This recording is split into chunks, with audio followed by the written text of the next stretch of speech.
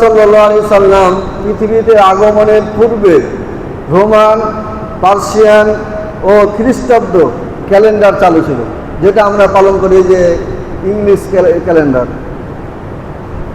তো আল্লাহ রসুল আগমনের পর বিভিন্নভাবে তাদের ক্যালেন্ডার এক এক জায়গায় এক এক রকমভাবে তারা একটা ঘটনাকে কেন্দ্র করে ক্যালেন্ডার তৈরি করত।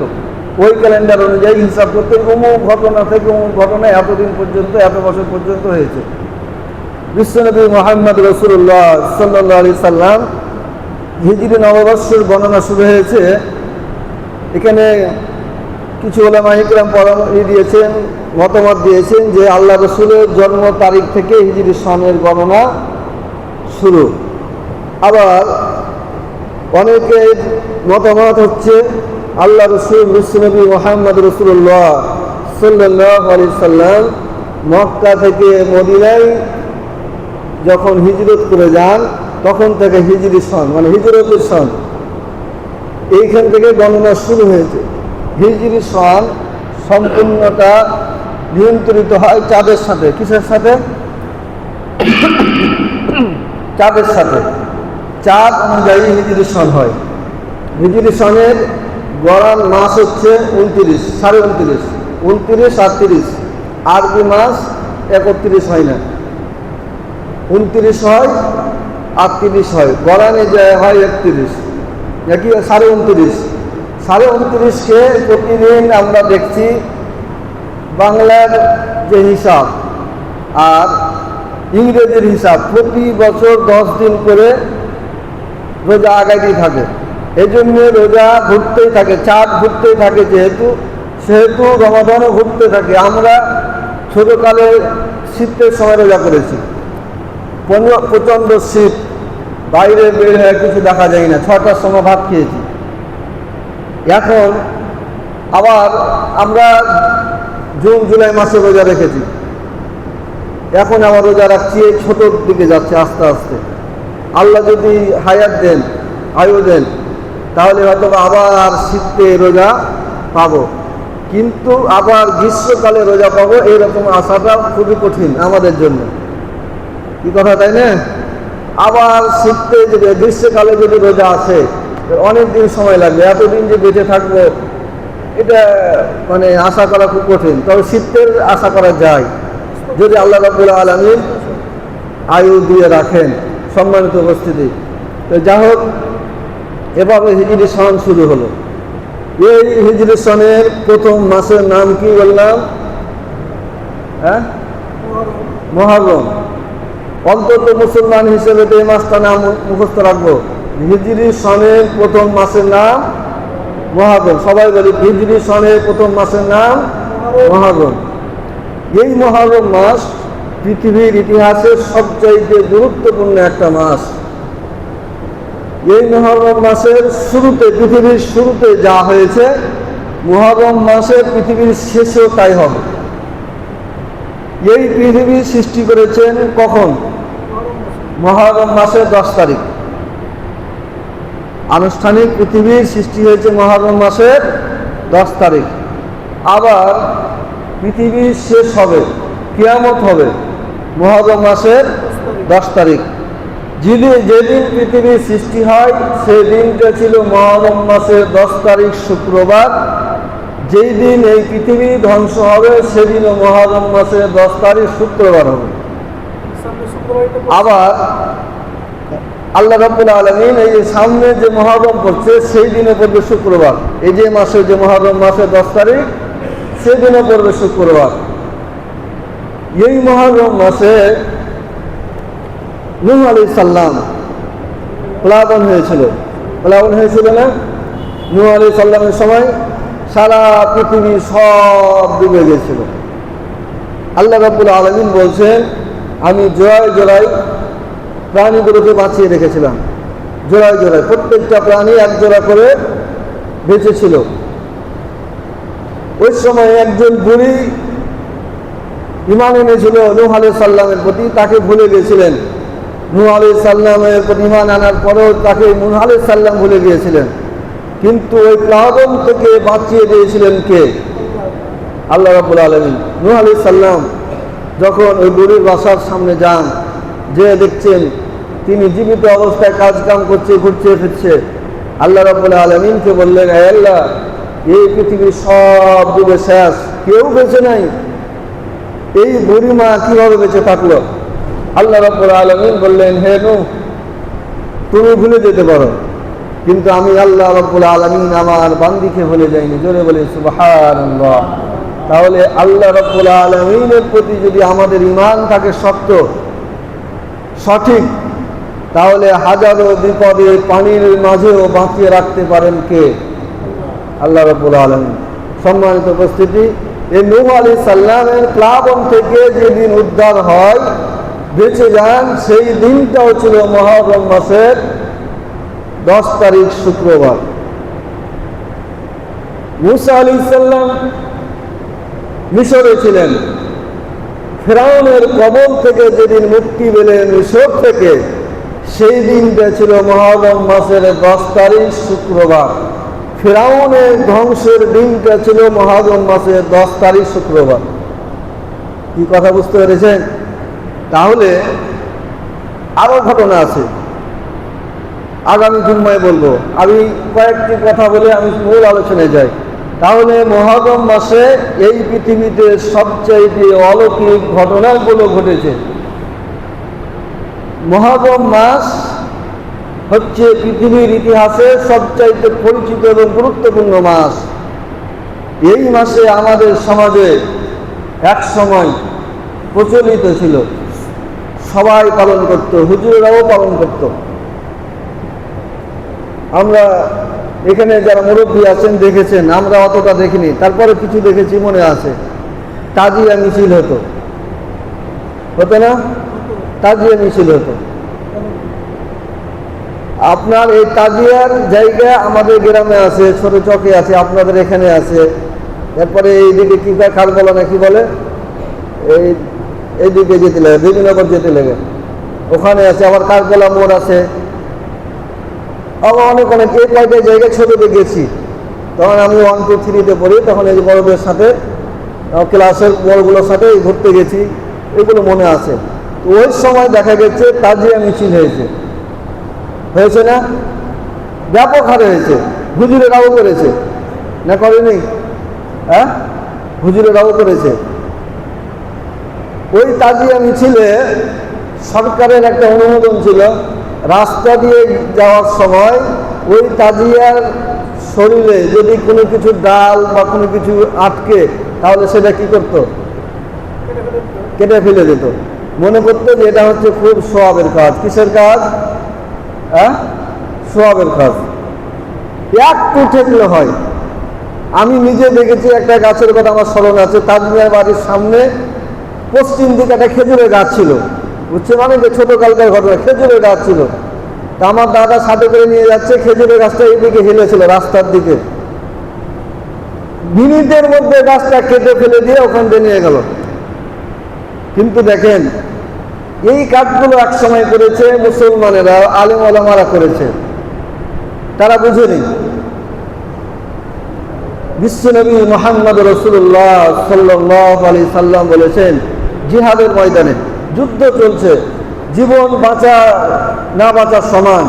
এই সময়ও আল্লাহ রাসূল বলেছেন, তোমরা যুদ্ধের ময়দানে গিয়ে ফলদার কোনো বৃক্ষ কাটবে না। জোরে বলি সুবহানাল্লাহ। কোনো গাছ কাটবে না। গাছ হচ্ছে মানুষের বন্ধু। গাছ কার বন্ধু? মানুষের বন্ধু। গাছ মানুষের বন্ধু, মানুষ গাছের বন্ধু। মানুষ যেটা খায় সেটার নাম হচ্ছে অক্সিজেন, আর যেটা ছেড়ে দেয় সেটার নাম কি? Carbon die oxide. Carbon die oxide ছেড়ে দেয়, গাছ এটা গ্রহণ করে। গাছ গ্রহণ করার পর সূর্যের তাপ আর গাছের সবুজ পাতা, কথা বুঝে, সূর্যের তাপ আর গাছের, যেখানে রাখা আছে এদের এখানে রেখেছেন,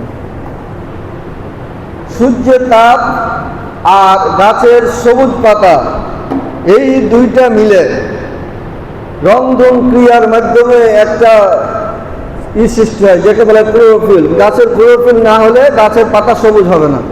আপনি যদি কিছু দিয়ে ঢেকে দেন তাহলে ওই পাতা কী হবে?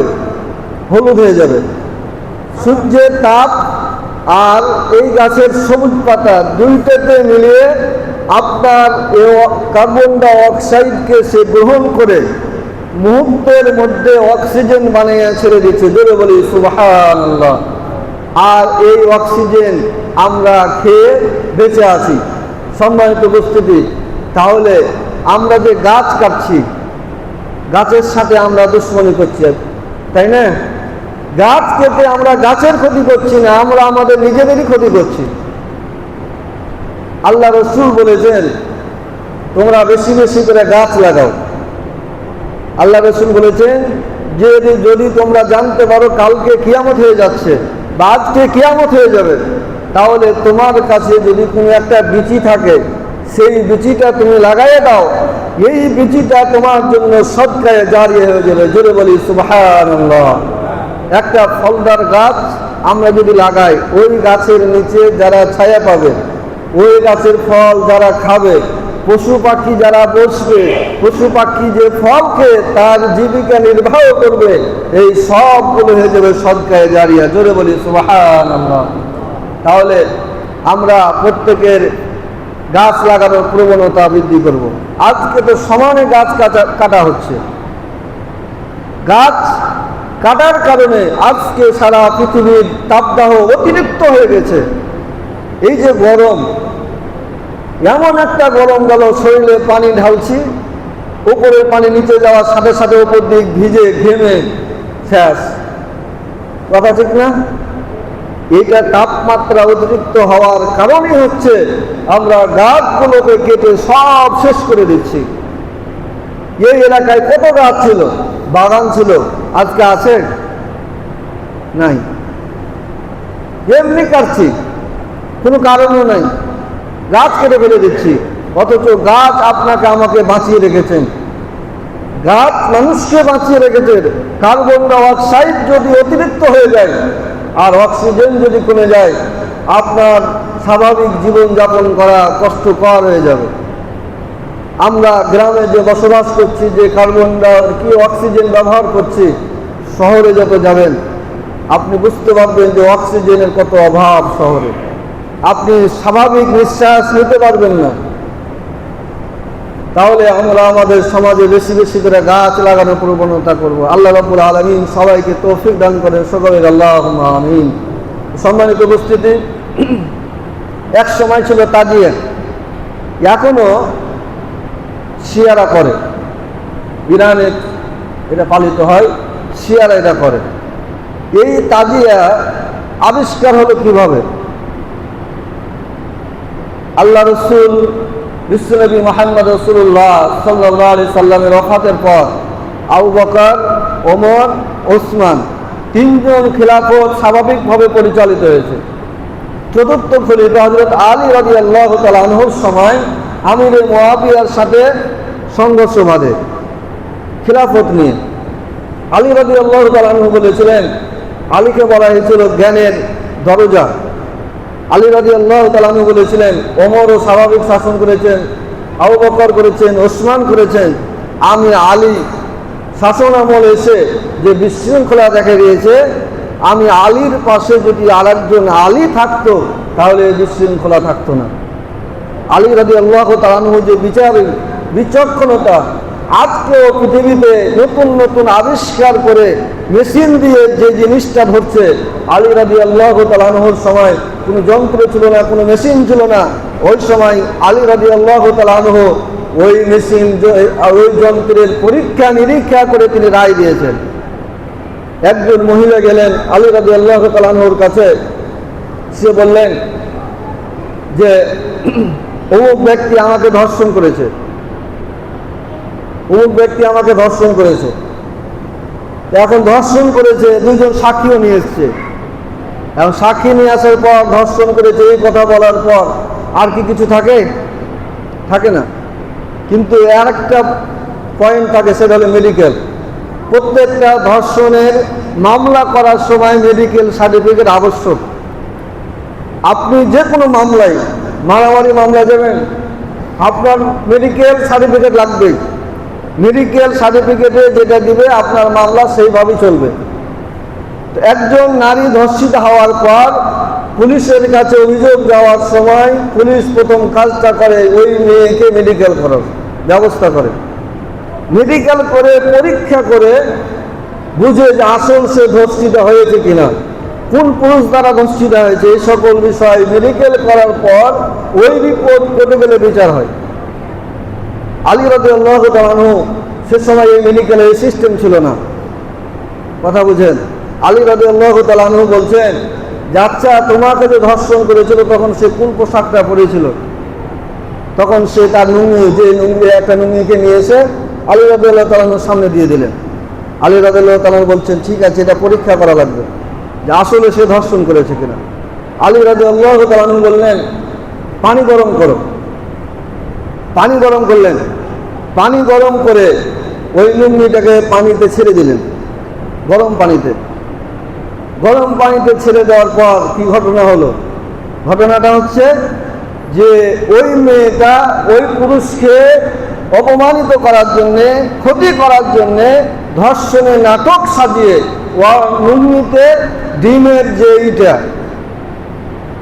ডিমের কুসুম বাদ দিয়ে যে ইটা থাকে, পানিটা থাকে, ওই পানিটা লুঙ্গিতে দিয়েছে। আর যখনই গরম পানি পড়েছে তখন ওইটা ডিমের ফসকায় উঠে গেছে। এই চিন্তা কি আমাদের মাথায় আসবে? আসবে না। আলী রাদিয়াল্লাহু তাআলা আনহু বললেন তুমি হচ্ছে মৃত্যু, কারণ হচ্ছে দেখো তুমি এটা নিজে থেকে তৈরি করে নিয়ে এসেছো। জোরে বলি সুবহানাল্লাহ। এই যে আলী রাদিয়াল্লাহু তাআলা আনহুর জ্ঞান, আজকে দেখেন চিকিৎসা করতে যাবেন মেডিকেলে যাওয়ার পর এই টেস্ট সেই টেস্ট তুমুক টেস্ট দেওয়ার পরে ডাক্তার এসে বলে তোমার এই অসুখ হয়েছে। কি কথা ঠিক না? আগে যারা ডাক্তার ছিল হাত ধরে বলে দিয়েছে এত ডিগ্রি জ্বর, বলেছে না? এখন ডাক্তার হাত ধরে একটাও ডাক্তার বলতে পারে না যে এত ডিগ্রি জ্বর আছে। মেশিন ঘেরার পর বলে যে তোমার এত ডিগ্রি জ্বর। সম্মানিত উপস্থিতি, আলীর জ্ঞান এইরকম। এই আলী রাদিয়াল্লাহু তাআলা আনহু খেলাফতের সময় আমিরে মুআবিয়ার সাথে এই দ্বন্দ্ব সৃষ্টি হয়। দ্বন্দ্ব সৃষ্টি হওয়ার পর এটার আবার অনেক ইতিহাস আছে। আমাদের ইসলামের মধ্যে শিয়া, সুন্নি, কুর্দি, খারিজি, মুতাজিলা, জাবারিয়া, আরো অনেক কাদেরিয়া, অনেক মতভেদের দল আছে। এই কাদেরিয়া আমাদের দেশে চিটাগাং এলাকায় আছে। কাদেরিয়া যারা ধর্মবিশ্বাসী তারা চিটাগাং এলাকায় আছে। শিয়া, সুন্নি, কুর্দি তিনটায় আছে ইরাকে। আর শিয়াদের রাষ্ট্র হচ্ছে একটা, সেটা হচ্ছে ইরান। এই ইতিহাস যদি আমি বলি এর অনেক লম্বা হবে।